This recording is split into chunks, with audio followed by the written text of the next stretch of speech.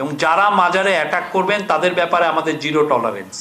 কোনো ধরনের কোনো মাজারে অ্যাটাক আমরা টলারেট করব না। আগে একটি সংবাদ সম্মেলনে এখানেই উপদেষ্টা মাহফুজ আলম বলেছিলেন যে মাজারে হামলা হলে এর বিরুদ্ধে সরকার আর ছাড় দেবে না, কিন্তু আমরা দেখছি ধারাবাহিকভাবেই কোনো না কোনো জায়গায় ওরস থামিয়ে দেওয়া হচ্ছে, মাজারে আক্রমণ হচ্ছে। আবার এর মধ্যে সরকারের দায়িত্বশীল পজিশন মানে ইসলামিক ফাউন্ডেশনের গভর্নর তিনি এই মাজারে যারা মাজারে যান বা অন্য মানে কনসার্ট করেন তাদেরকে কতল করারও একটা কথা জনসম্মুখে বক্তব্য বলেছেন। তো এই ব্যাপারে সরকার আসলে কি, ওনার বক্তব্যটা আমাকে একটু পাঠাই দেন, আমরা এটা দেখব। মাজারের ব্যাপারে আমাদের অবস্থান স্পষ্ট এবং খুব ক্লিয়ার। এটা বাংলাদেশের মাজারের যে একটা পার্ট অফ বাংলাদেশের ট্র্যাডিশন কালচার, এবং এটা অনেকে বাংলাদেশের প্রচুর লাখ লাখ জনগণ মাজারে যান। আমরা তাদের রিলিজিয়াস বিলিফকে সম্পূর্ণ অনার করি, এবং যারা মাজারে অ্যাটাক করবেন তাদের ব্যাপারে আমাদের জিরো টলারেন্স।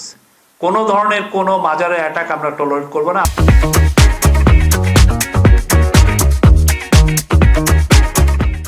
আপনারা জানেন কয়েকদিন আগে এই যে মুন্সিগঞ্জে কয়েকটা জায়গায় হয়েছে, এবং আমি আজকে এই জন্য চিফ অ্যাডভাইজারের প্রেস উইং থেকে কিন্তু আমরা স্টেটমেন্ট দিয়েছি। 3 জন অ্যারেস্টেড হয়েছে, আর যারা যারা জড়িত আমরা তাদেরকে অ্যারেস্ট করার হচ্ছি।